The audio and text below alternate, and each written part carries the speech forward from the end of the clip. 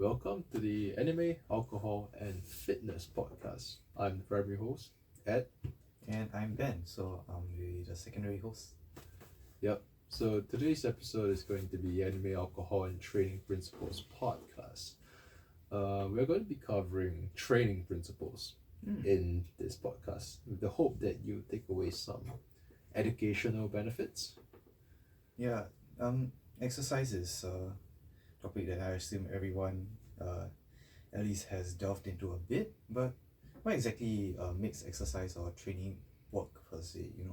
Like there have been many examples of people doing tons of workout but getting nowhere with their gains. Like in the army, you see people like doing push-ups all the time, but they never get anywhere. How does it work? Alright. Training principles are universal observations, patterns, and trends of how exercise makes improvements to the body. You could think about it as like a rule that you have to adhere to and you have to play around the rule in order to reap the benefits of exercise. Today I think I'll cover some of the most hard-hitting principles. So mainly it's going to be specificity and overload. Those two seem to have the most credence as far as the average Joe is going to be using exercise. And I think I'll be also covering another important concept. It's called periodization. Alright, I think that will be a good start for our first episode. So before that, should we do our risky review? Yes, we should. Alright, so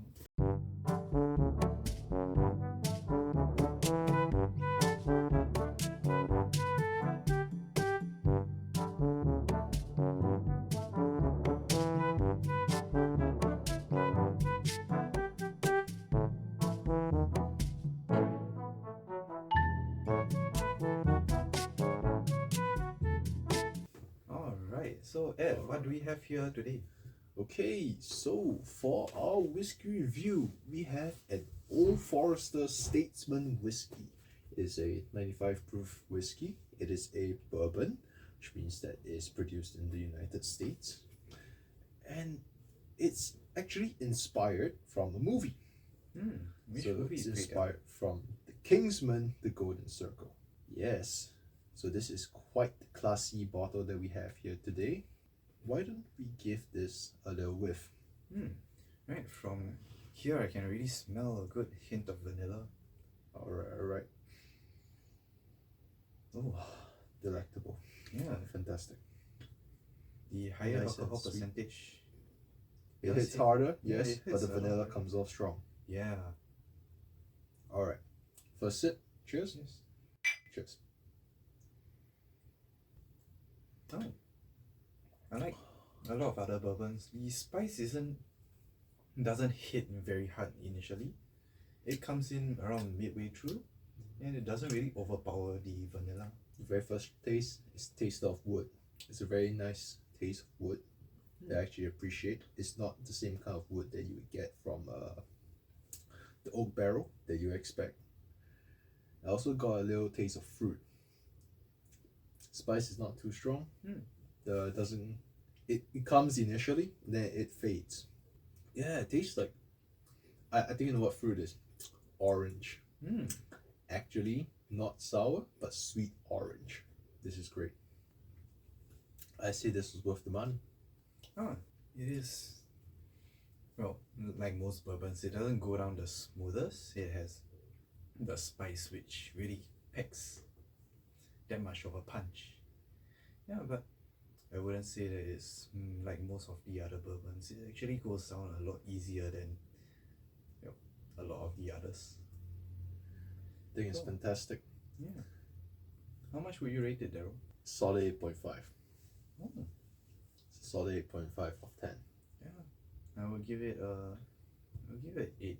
The aftertaste is quite mellow as well, so I think it's because I'm getting a nice element of fruit and not too strong spice, which is typically characteristic for bourbon. The sweetness is not an overpowering vanilla that you would normally get with some others. In fact, you get a nice fusion of the vanilla and the fruit. Yeah, the flavors blend very well together, but it stays for a very short time, I would say. So, All in all, I think very nice whiskey. Mhm. It won't exactly go down the smoothest, but it's a very pleasant sweetness that most people would enjoy if they could take the slightly higher proof of the whiskey.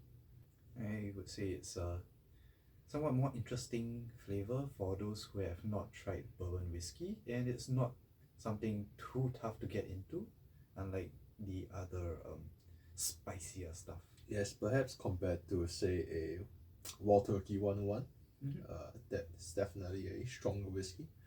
Alright, I think this concludes our whiskey review of Neat. So we shall go into.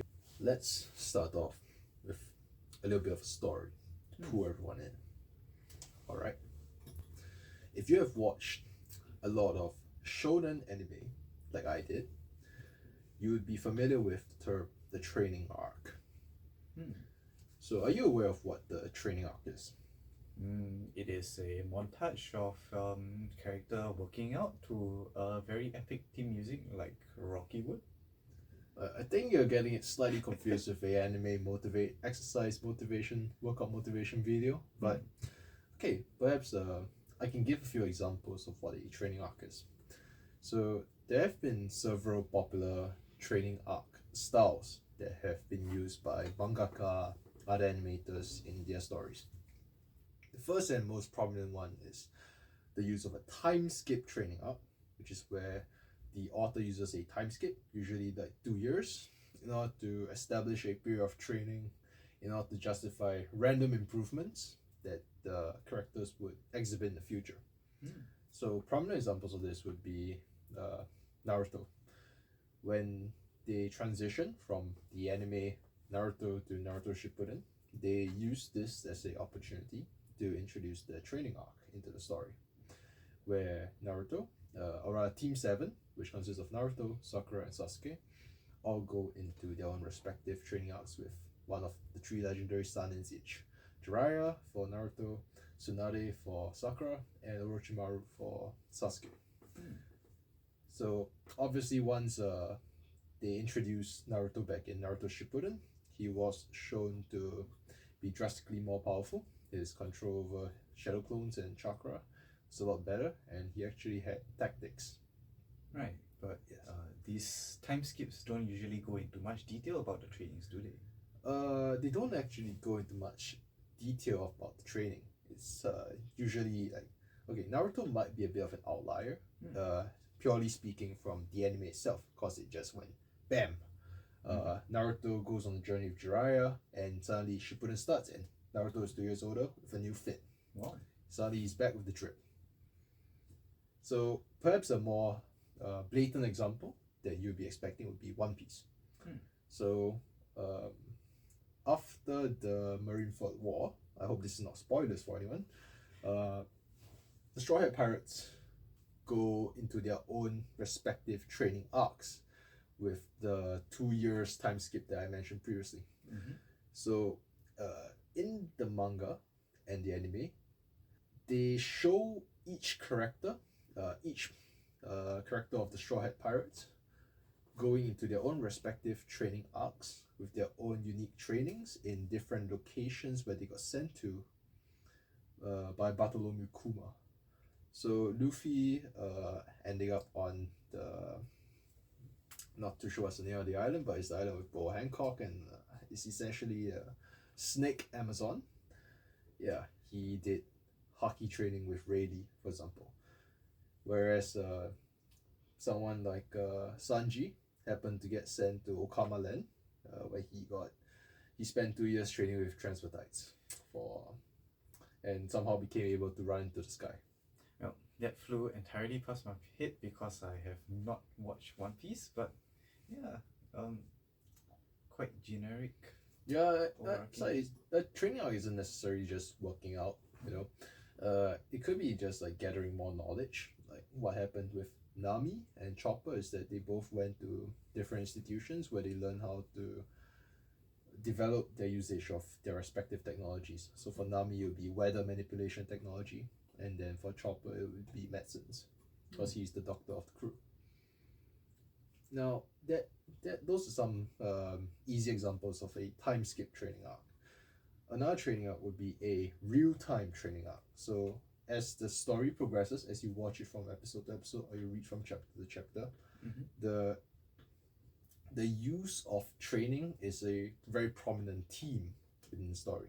So we could defer back to Zoro, because Zoro is one of the few. Zoro from One Piece is one of the few characters who is always training. It's quite prominent. He's either lifting heavier weights or doing calisthenics or doing some weird stuff on the ship. So as each chapter progresses, or as each episode passes from arc to arc, Zoro is always improving the size of the weight he's lifting, and his training with the swords and sword specific training is a very integral part of it's a very integral part of the story. Yeah, because he doesn't have a ass pool power, like he isn't like some heaven blessed individual. He doesn't have an ass pool, he doesn't have a devil fruit.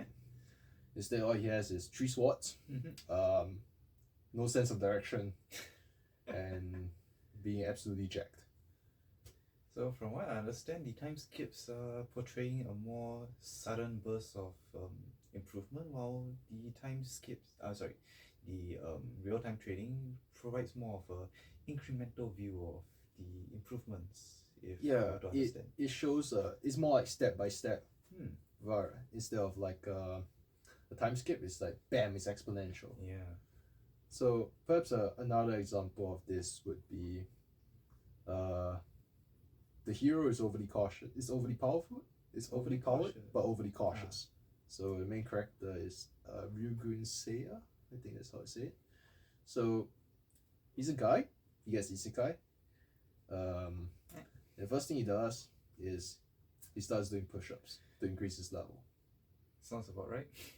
So at the very start of the story, and maybe to about episode 3, he kinds of he power levels himself sufficiently by literally working out in what is the heavenly equivalent of the hyperbolic time chamber from Dragon Ball. So time flows slower, he takes the time to work out, then he levels himself up sufficiently before he goes down to fight the next opponent. Then before he goes on to the next stage of the journey, he just goes back to the same place, does more working out, and increases his stats, then he goes back down. So that's another example of training arc in real time. So the third kind of like a training arc is a historical training arc. So what it does is that it introduces a character, typically it's a really strong character, and then they will at some point in time show what they did to get to as strong as they are right now. So prominent example, Saitama from One Punch Man. Yes, the 100 push-ups, 100 sit-ups, and the 10 km run. You forgot 100 squats because I know you skip leg day. But One Punch Man starts with introducing Saitama killing someone with one punch. Understandable. That's why it's called One Punch Man. That's his namesake. But how he both, one, got strong enough to kill things in one punch, and two, got bald is, reviewed episodes after he initially demonstrated his strength. Perhaps a more tame example of it would be Hunter x Hunter, Netero. So Netero is the chairman of the Hunters Association. So Netero, no one really knows what his power was at the start, because he was just introduced as a goofy old man. So they give hints of how strong he is as the episodes progress, until it comes to a very specific arc in the story, the Chimera Ant arc. So once you got to the Chimera Ant arc, Netero shows his true powers, which is essentially summoning a gigantic Buddha statue to beat the shit out of things. That sounds cool. Yeah, but they reviewed how he attained such power in the form of a backstory. And the backstory is he trained. He trained really hard after getting too strong. And in the search of more power, he sought enlightenment. And his enlightenment came in the form of love, as corny as it sounds. And that's why he has this shirt which just says Kokoro on it. Kokoro meaning heart, or the Chinese character is Sing. Yes, for all our non-Chinese or Japanese-speaking friends out there.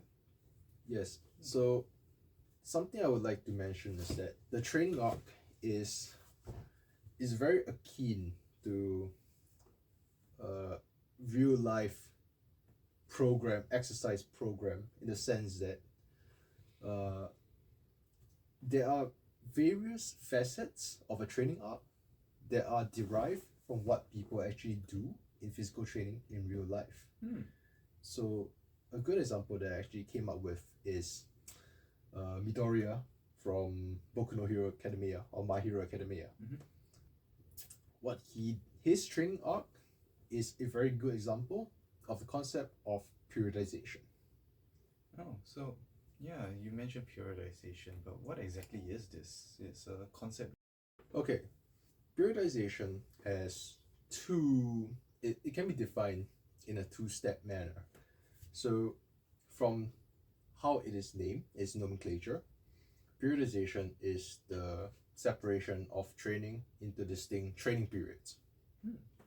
So Theodore Bompa is probably the professor who is most well known for this idea of periodization, in that you split training into specific periods or cycles.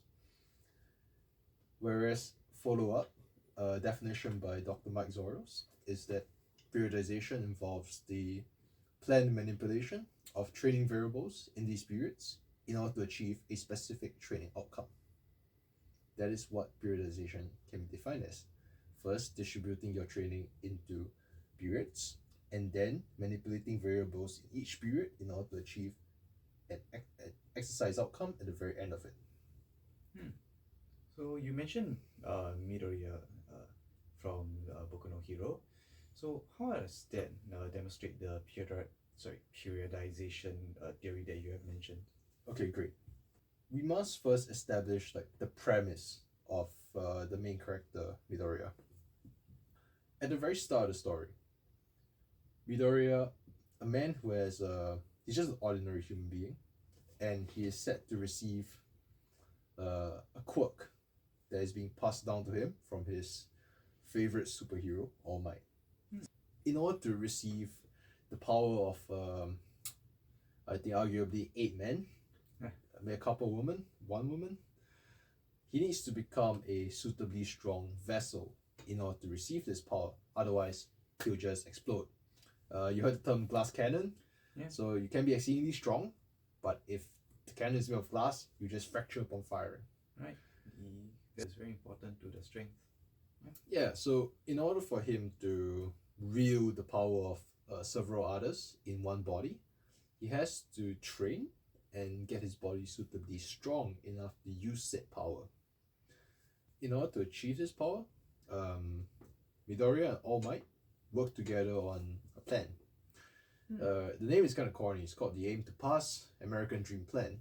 It's a 10-month long program designed to make Midoriya a sufficiently strong vessel before he entered high school. Right, sounds a lot like the Aim to Pass IPPT Dream Plan. If only. Earlier I was mentioning that there are certain characteristics of periodization that can be seen in the Aim to Pass American Dream Plan. The first is a distinct time frame. So there's a very clear time frame established, which is 10 months. So whenever someone periodizes an exercise program or plan, a training plan, they need to set the start point and the end point duration. So let's say it's July now, and you want to do your IPPT in December. So now we have established our duration, July to December. Now, second thing is that there are planned variable manipulations, planned training variable manipulations to be exact. So in the case of the aim to pass American Trip plan, the training loads that Midoriya does over the course of the nice little montage in chapter 2, I think, gradually increases over time. So that is the planned manipulation to variables in not exactly in detail, but it's a good representation. Perhaps another one is the modification to exercises. So there is a variation. So as Midoriya gets stronger, the types of exercises that he does gets a bit more specific or advanced. So what you do when you are periodizing is that you adjust the exercises that you perform based on your current state of training. So you might have a phase where you want to prioritize increasing muscle mass. So you choose exercises that are more conducive to adaptations that result in increases in muscle mass. And then once you're done with that, your next goal for the next cycle or period could be developing a strength. So you change the exercises to reflect strength, to reflect adaptations that result in strength improvement in specific movements of muscles. So what I'm understanding from your explanation of periodization is that there is an end goal that you are targeting. So in this case would be IPPT, or in Midoriya's case would be the inheritance of one for all. And you'll break down each segment within this time frame into smaller time frames, where you would get smaller objectives leading up to the main objective. So you break down your aim into segments that you can achieve within a set time frame, and you would focus on exercises that specifically target that objective. Yes, that is correct. Another thing that you might add is that another element of good periodization is that the phases all work on what was previous, well, they all work on the previous phase. So they call it a phase potentiation. So that means that you plan and periodize such that what you achieved from a previous phase would go on to benefit your performance in the next phase. And they work upon each other to kind of like compound the benefits that you get from each phase of training. So it will be seen as an incremental training rather than just starting from zero at every single point. No. You could think about it like compound interest, but your interest rate is increasing. So if let's say you get a 7% from the first annum, then the next annum is like 8%. That is. But of course, if you screw up, then it might actually cause like that 7% to go down to like 4%, and that 4% to 2. So it really depends on the person who is planning and how well they periodize. Alright, so how would, let's say, me as a regular average person who is only adept at using their fingers for sports go around using this periodization theory? Okay, so the utility of periodization comes mainly when there is a outcome at the very end of the training periods. So we call that period a peak. So have you ever heard the term peak performance? Right, that's when I am able to get a pentakill in league. Not just one pentakill, 2 pentakills, for example. But that might be more of going to the zone. So perhaps you could think about it as this. You have a certain, let's use the IPPT example since you love to worry about it. Right. Let's say that you want to, instead of just a pass with an incentive, you want to get a silver. So you can establish the silver as the goal of all your training for a period of time. Your peak performance would be a performance that gets you the precise score for silver. You can establish it as that. For another person who is fitter, their peak performance could be gold, or perhaps a guard's gold. Once you establish a peak, periodization has its greatest utility because you know that you can frame every single cycle or period of training such that you generate the performance face to face such that you eventually attain the peak performance that you desire at the very end of it. So one thing you need to recognize is that your peak performance is not typically sustainable. So it's the end product of many phases of training which at the same time accrues quite a large number of fatigue on the body. So there is a saying that your fittest is not exactly your healthiest because you are making several sacrifices to the body in order to bring it to a level of performance that is unsustainable. Fair point. You can only sustain exam schedules for so long. Yeah, as crude as that sounds. Yeah. So one thing that you can consider, however, is that even though you lose your peak performance, is that you still retain a large part of the benefits from your peak performance. So let's say if your peak performance was a silver, as a byproduct of your training from, let's say, now until right when you do your IPPT, you maybe be able to retain performance that would net you a 70 points instead of 75. So it will be easy to get to a point just below your peak performance without too much. So you still retain some gains, just that you can't maintain your highest level of performance. You can retain a slightly lower but a more sustainable level of performance. So that is how you use periodization. It's when you clearly establish a peak phase where you want your peak performance and then you incrementally build upon it. Now you might ask, how would the average Joe actually use this concept of periodization? Right, that is a question that I would. Okay, so how to use periodization is quite simple. First, establish a time period. That much is quite clear cut. I think I've said it like 6 times now. Yeah, Once you have established a peak period, your performance peak period, you can start planning out how to attain it logically. So let's say you want to hit 40 push-ups, 40 sit-ups, and you want to run 12 minutes. Right now, maybe you could do 20, and you run in a 15 minutes.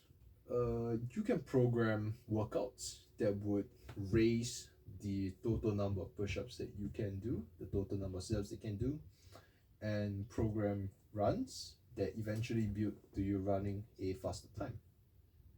Makes sense. Now there is still like a major assumption here, which is that other factors that result in improved performance are a ceteris paribus, like you nail your nutrition, you nail your supplementation, you get adequate sleep, which I know you never do. Tis a shame that sleep is something that we have to contend with. But yeah. So you would plan all these workouts out with each phase of training until you eventually hit your peak performance. Of course, within each phase, you can plan out micro targets. They are fractions of what you want in your peak performance. For example, you could have one phase, you want the max to just be 30, and then it could just last 4 weeks.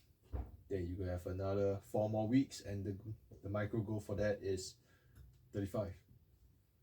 Yeah, that seems a lot more attainable. Having a lofty and seemingly unattainable goal at the start would be quite the demotivation for most people.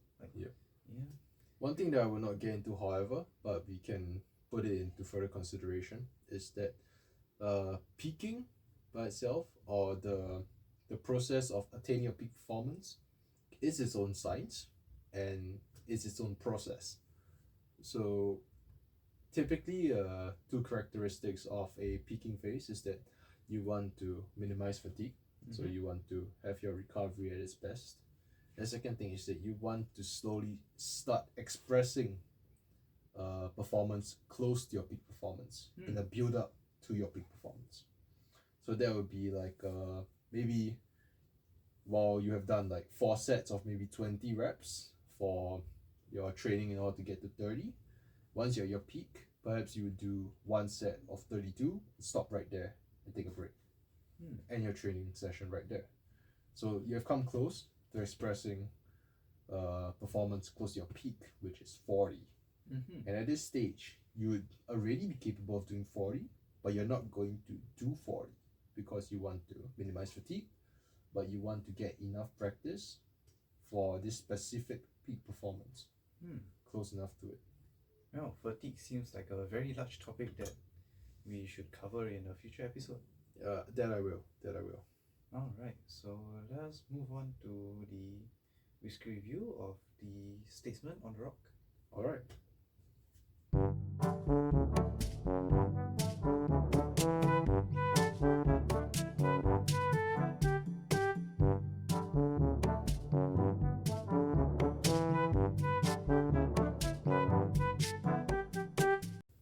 Okay, so now let's do our Stateman review on the rocks.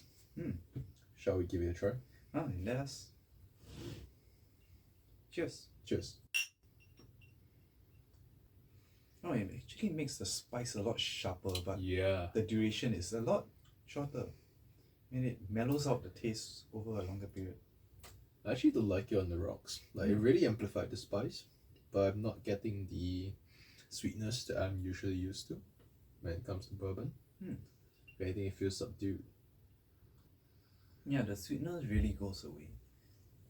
It accents the spice a lot. Do you think it brings out any... How are you feeling about the flavour? What spice is hitting you? I'm not too sure. I'm not very familiar with the types of spices there are. It definitely feels like pepper to me. It's the burn that you get. That particularly unique burn. I was thinking more caramel. Like, you get the burnt taste of it rather than the sweetness. Like you mentioned, the sweetness goes away, but like the creme brulee, the burnt surface of it really comes out. You mentioned that it tastes like orange. How has that taste changed for you? I think the fruit has went from the initial palate. Now it's gone to the aftertaste. I'm getting a slight fruity sweetness and scent at the very end, but not at the instant I put it in my mouth. Definitely comes across in a weirder way. Alright. So that covers our review of the Stateman on the Rock. Alright, so okay, let's go into our next principle. I'm going to be talking about the principle of specificity. More specifically, I'm going to be talking about specificity in the context of the manga Hajime no Ippo. Specificity. Perhaps I should give a brief introduction to Hajime no Ippo, because I know that you are the guy who doesn't read any sport-related manga. Yeah, kind of out of my wheelhouse. Please give us a rough summary. Okay, Hajime no Ippo, literally meaning the first step, is a boxing manga about the main titular character Ippo and how he becomes the Japanese champion of boxing and his journey to understand and find out what strength is. Now, boxing is a very deep element of the story, and the author, George Morikawa, explores the many intricacies of boxing based on his personal experience as a guy who is both a boxing mangaka and a boxing gym owner. Oh, wow. Yes, so you see some realistic but also some slightly more unrealistic depictions of boxing within the story itself. I want to go into specificity in Hajime no Ippo through the use of several examples. But before we go there, what exactly is this concept of specificity? You gotta explain it to me. So, specificity, or the principle of specificity, at its most basic, is you get better at the things you do often, or rather, the things you practice. So, surely you know who is Bruce Lee. Yes. Okay, so Bruce Lee, man who invented Jeet Kune Do, starred in a lot of action films. So, there's his immortal saying, I fear not the man who has practiced 10,000 kicks once, but I fear the man who has practiced one kick 10,000 times. This saying basically sums up specificity. So, because you practice one kick 10,000 times, you become darn proficient at doing that one kick. So you can make that kick work magic, whereas if you did 10,000 different kicks once, it's probably 10,000 shitty kicks. So you only be able to do 10,000 shitty kicks, and you can be doing it the second time in your life. Right, fair enough. You will become a specialist in the skill that you have trained. Yep. So specificity as a principle can be applied in two main settings as far as practicality goes. The first way that specificity is explored is specificity in skill, or more exactly, motor skill. So motor skill is simply movements controlled by the brain. So if you look at Hajime no Ippo, boxing, there's a range of boxing skills of actions. I'll just talk about the punching in boxing. There are four main types of punches: jab, the straight, or otherwise known as the cross, the hook, and the uppercut.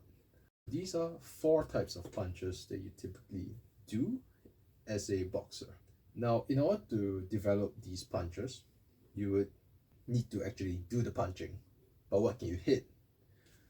Most generically, people do mitt work. So the trainer holds boxing mitts, and then the student punches them. Another one is bag work or heavy bag work. So you go up to a punching bag and you beat the shit out of it. Right. Seems like I think most of us are familiar with the bag work. I mean, like Rocky goes around punching stacks of meat. So yeah, that example takes beating your meat to a whole new level. Yes, I get it. However, you have to practice these motor skills, and we would like to find safe ways of doing it. So the safe ways in boxing would be mitt work and bag work.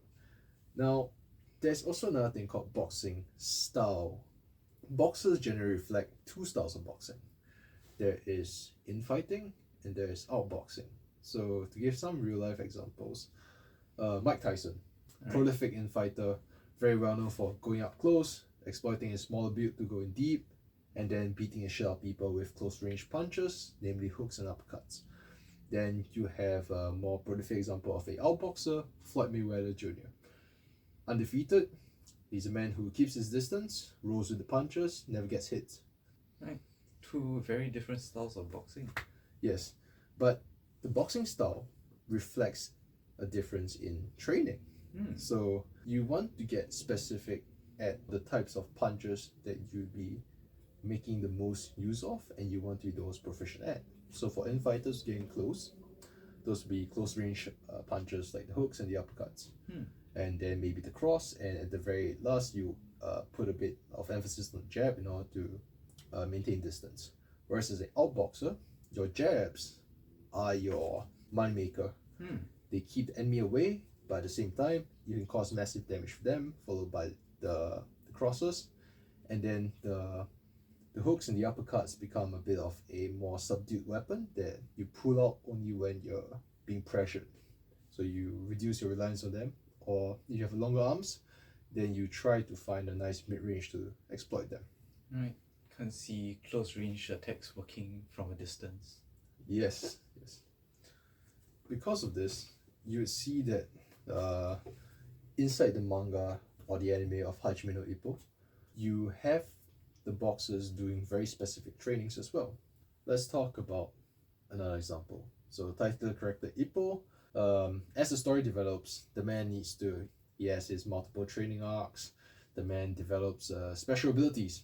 To be fair, there is quite a fair bit of adaptation from real life. Ippo's hallmark ability or skill is called the Dempsey roll. It's named from Jack Dempsey, another prolific boxer in the past. So the Dempsey roll is essentially throwing hooks in an infinity sign. So you bob and weave in an infinity sign, and as you do the the infinity sign, you throw your hooks at the same time using the momentum.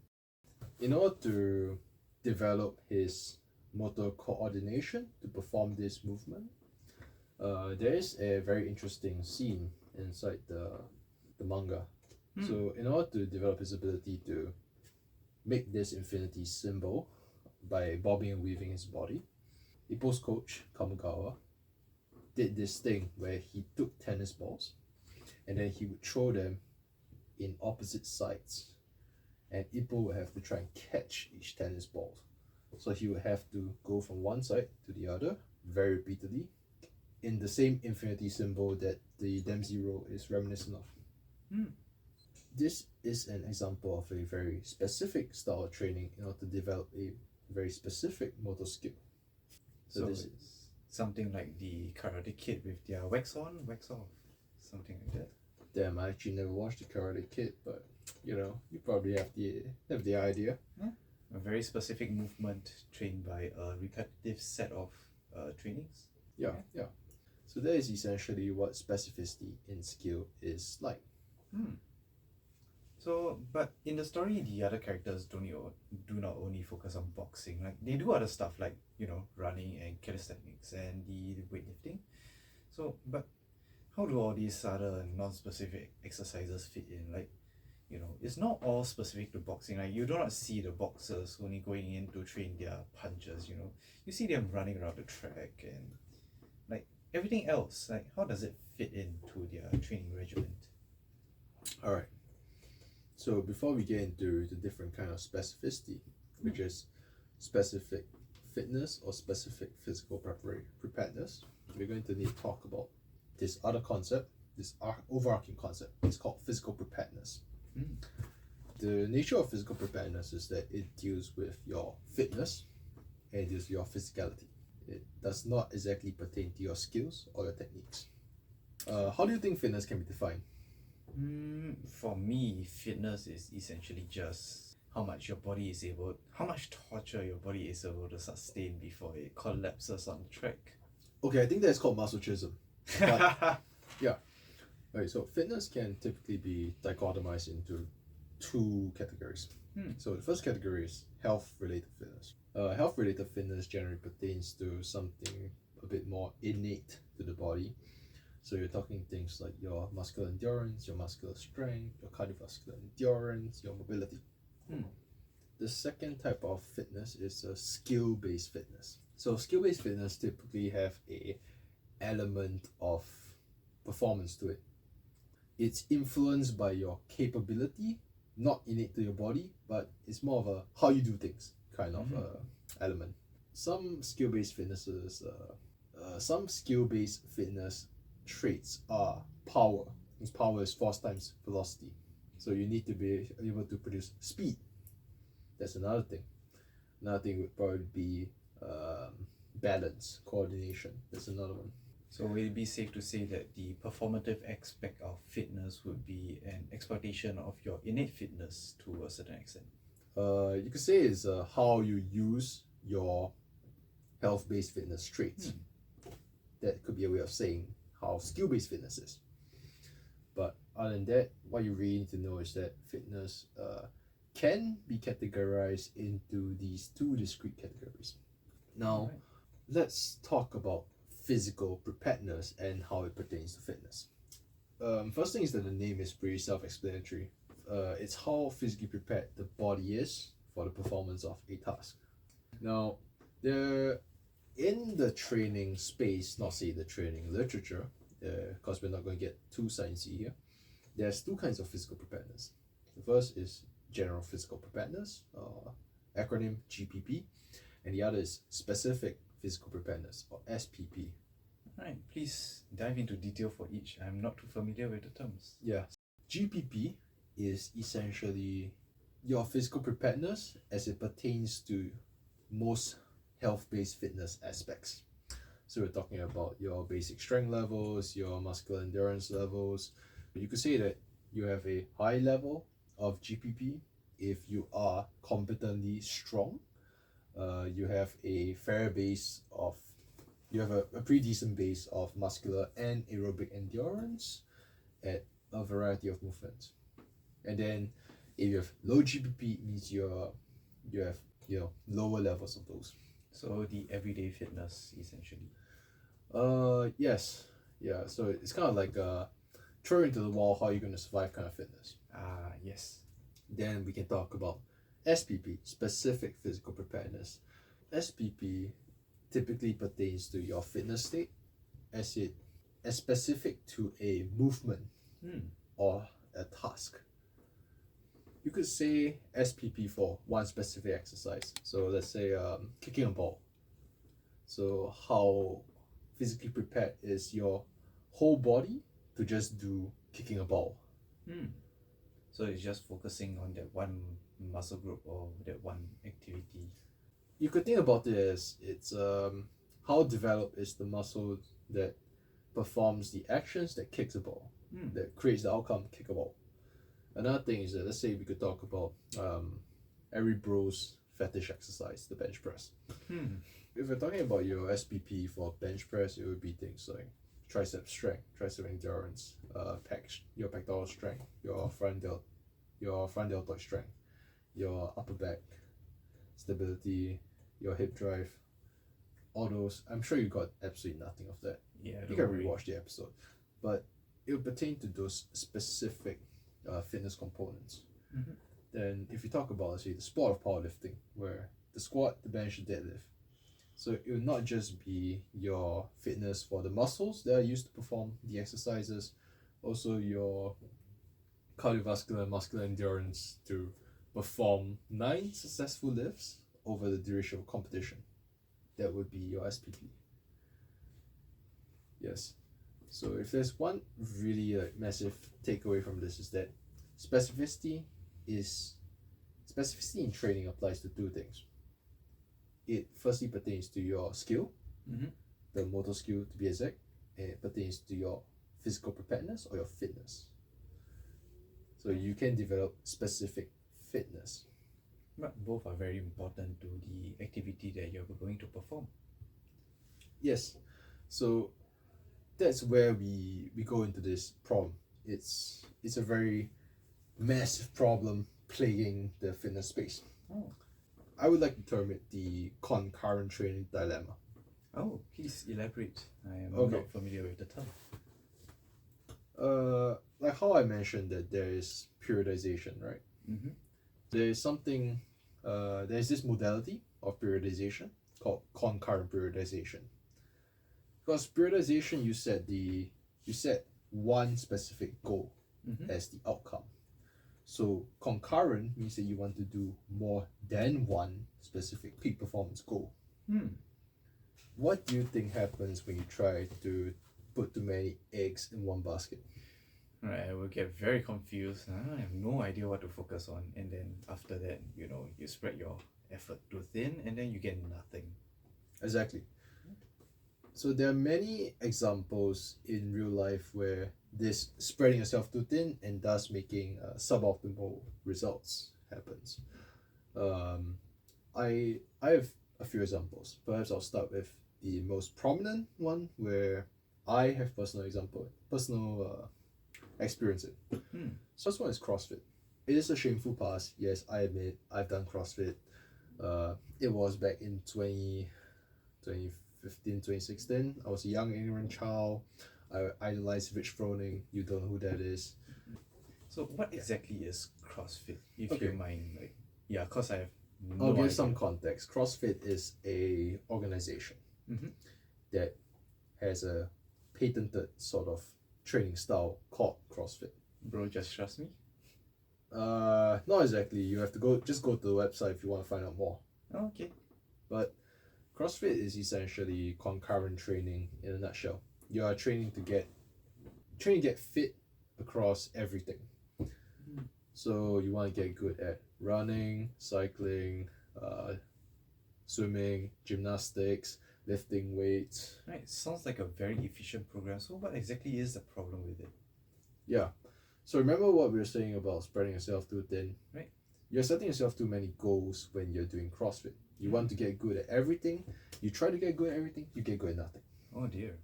There is a lot of criticism of CrossFit in that unless you have a very good handle of the training variables, you're going to spread yourself too thin, you're going to overtrain, or you're going to create too much of what we call an interference effect, which is a observation where the adaptations that you get from one form of training get reduced because of another form of training that you do concurrently. So let's say you lift weights and you want to get stronger, but then you do a lot of running because you want to get better at running. What happens could be, first best case scenario is that, hey, somehow you're built different, you're superhuman, you actually get better at both. Typically this will happen for a beginner when you are very unacclimatized to training. From a noob, you go from like level 1 noob to maybe a level 3 noob. So you get better at both things, although not to a very large extent. Okay. Now, more worst case scenarios would be that, okay, only one of the skills that you're doing gets better. So let's say you run too much, then the running gets better, but at the cost of your lifting strength performance. So you lift a lot, yes, but you're actually making no gains. Because why? You're running too much, and that is taking a lot of your resources to recover from, such that it interferes. That's why it's called the interference effect.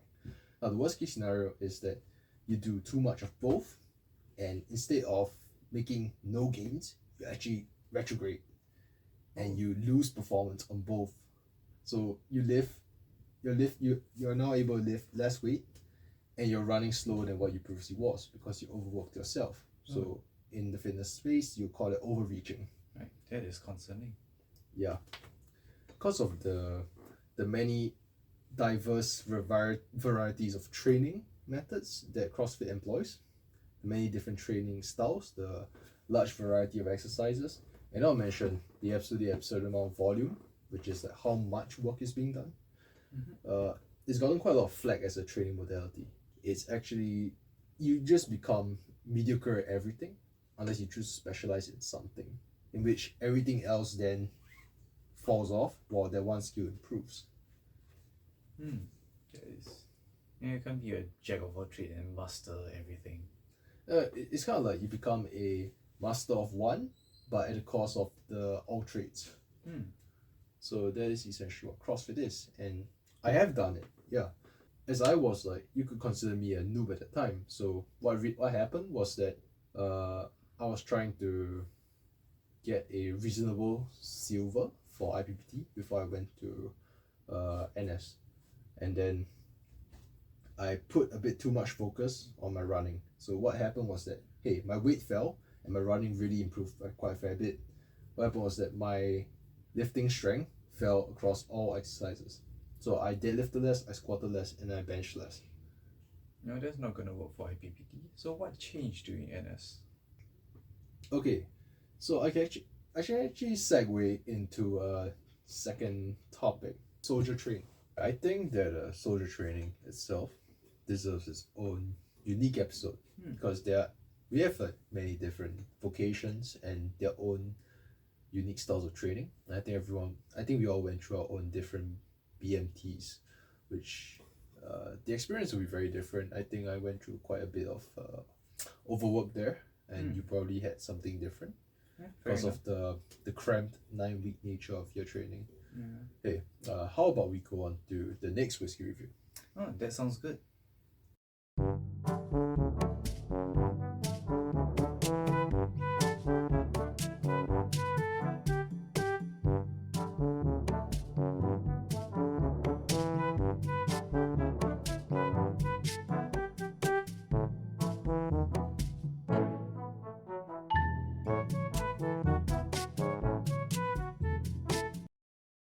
Okay, now let's do a review of the Stateman with Coke.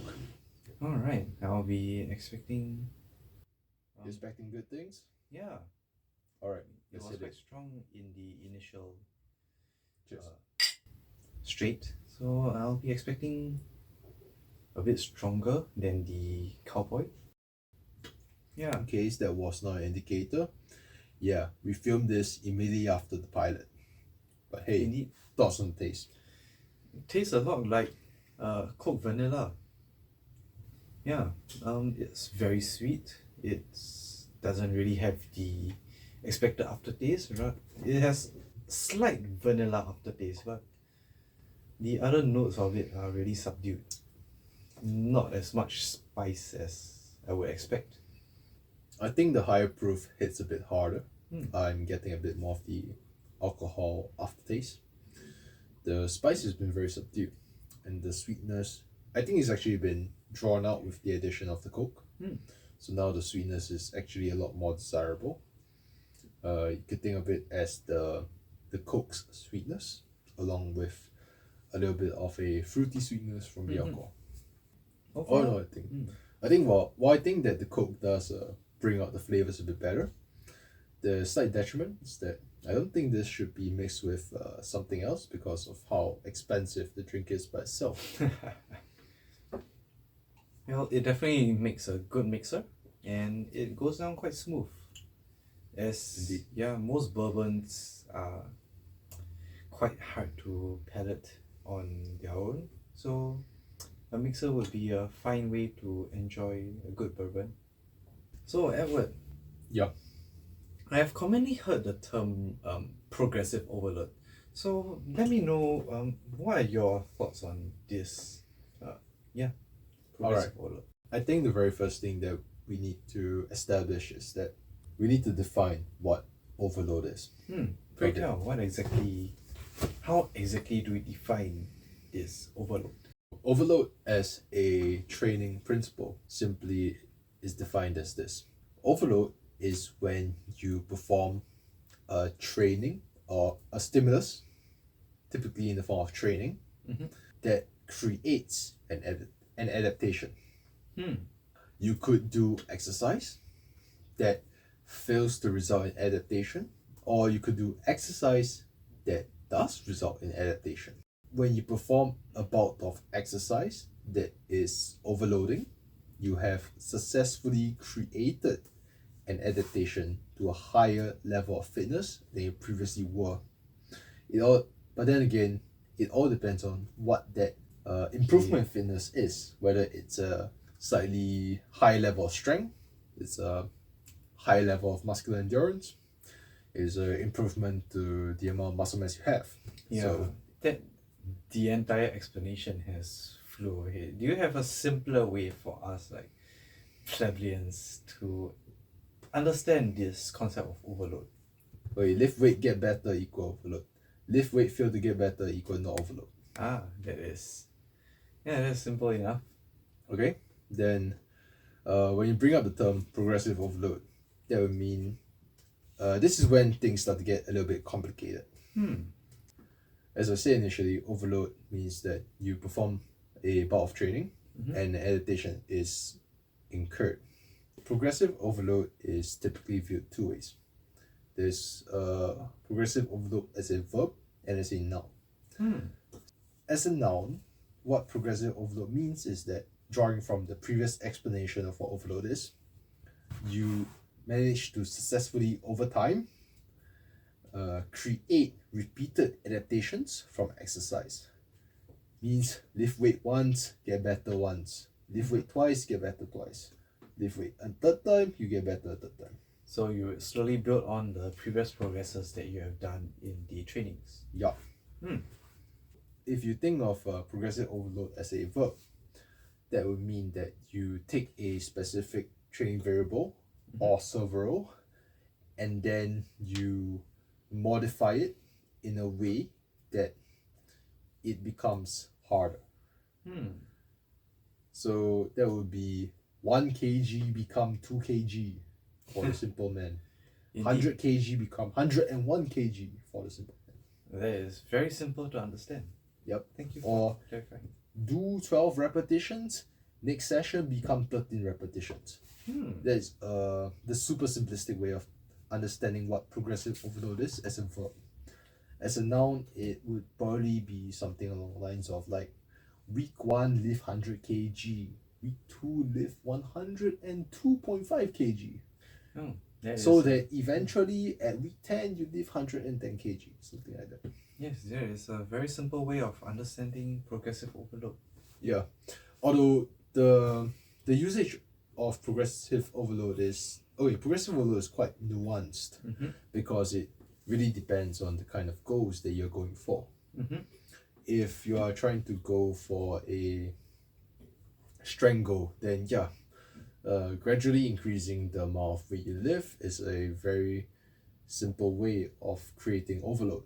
Because if, let's say, you can lift the same weight at the same speed, you lift a heavier weight at the same speed, obviously you are stronger because the amount of force that you produce is higher, the power that you produce is higher, therefore it moves at the same speed, but you produce more force to counteract the heavier load, aka the gravity that you're working against. Fair enough. Me move faster, me move stronger. Yes. So why do you think I'm so pedantic about progressive overload as a noun versus as a verb? I guess it would be towards you will be efficient to progress towards a certain goal. Okay. That would be my understanding. I think it's better if I just give it up front. Yes, please. So I am slightly inebriated, so my cognitive ability would be slightly decreased. Okay. Now, if you think about progressive overload as a verb, as an action, as a thing to do, you get fixated on the alteration of a variable. So you get very fixated on the idea of add kg, add repetition, add set.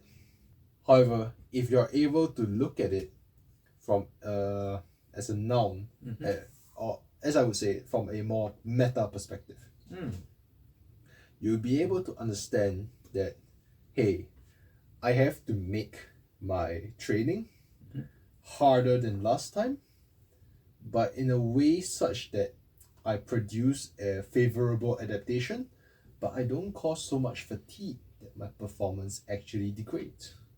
That is a fine balance indeed. Yeah. So if you just focus on, add more kg, add more reps, add more sets, eventually you come to a point where, hey, you have added so much of the training variables that you actually cause a stagnation in your performance instead of creating a favorable adaptation to performance. Right, that is concerning indeed. Which is why I stick by the definition or the term of progressive overload as a noun.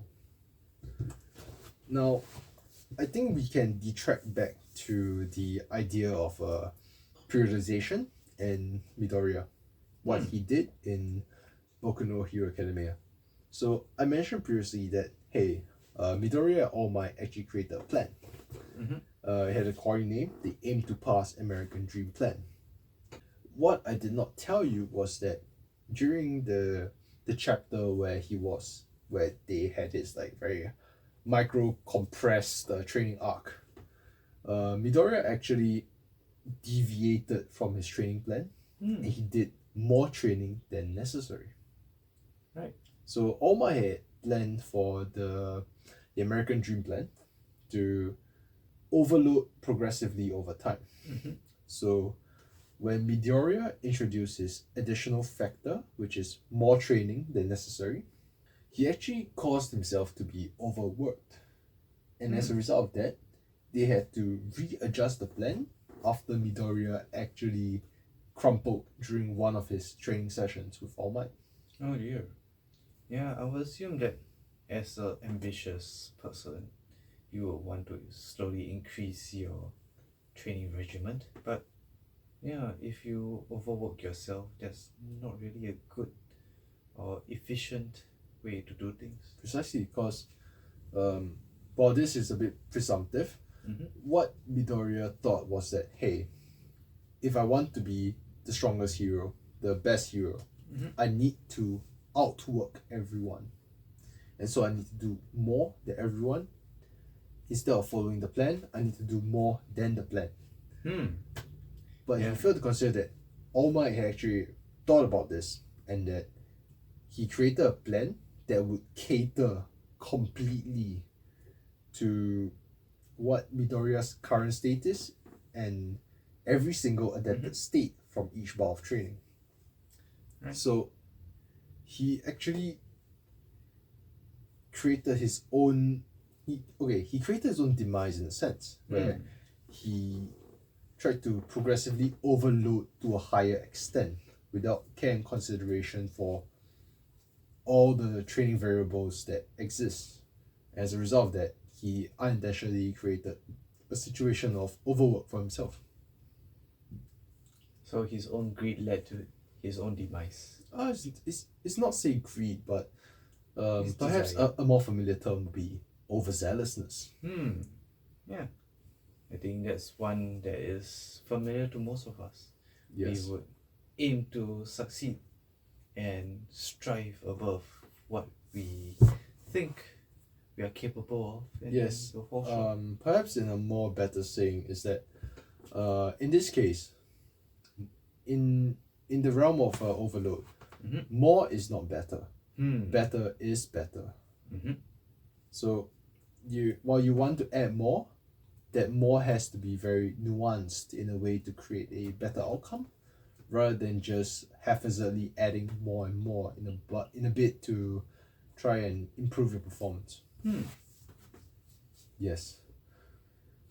So let's go back to what your initial question was, Right. Which is what progressive overload is. So like I said, overload is a bout of training that creates an adaptation. So progressive overload is repeating this process of adaptation through training. If you haphazardly overload in the sense of the verb, where you just haphazardly add to the training variables, it's possible that you create a situation where you just create overwork rather than positive adaptations. So rather than progressive overload, you get a regressive underload in a sense. Oh dear. Yep. So I think that concludes what the principle of overload is. You want to expose yourself to a stimulus that creates adaptation and not retrograde you in terms of your performance. Right, because too much stimulus would be not very. It would be detrimental to your overall physical fitness. Exactly. Right. Exactly. All right. So I think this rounds up our episode on the training principles. We've covered today periodization, specificity, and overload. Personally, I think that these concepts are the most meaningful to the average person. You want to split your training into periods and manipulate the variables through periodization. You want to make sure that your training is specific to your goals. So you want to do the exercises or perform the movements or skills that are specific to your goal. You want to develop fitness qualities that are specific to your goal. And in order to develop these fitness qualities, you need to ensure that each bar of training is overloading, but you want to be in control such that you do not haphazardly create bouts of training that result in overwork and thus maladaptation that sets you back. So you successfully manage to create bouts where the stimulus results in adaptation, you get progressive overload over time. So all in all, you could combine, if you manage to piece together every single concept that has been spoken of today in this podcast, you will be able to successfully bring about positive fitness improvements that are desirable to your goal. yes, that is very useful to, well, as a layman, my improvement of my physical condition. Yes. Alright, with that said, like and subscribe. Yes, and please drink responsibly.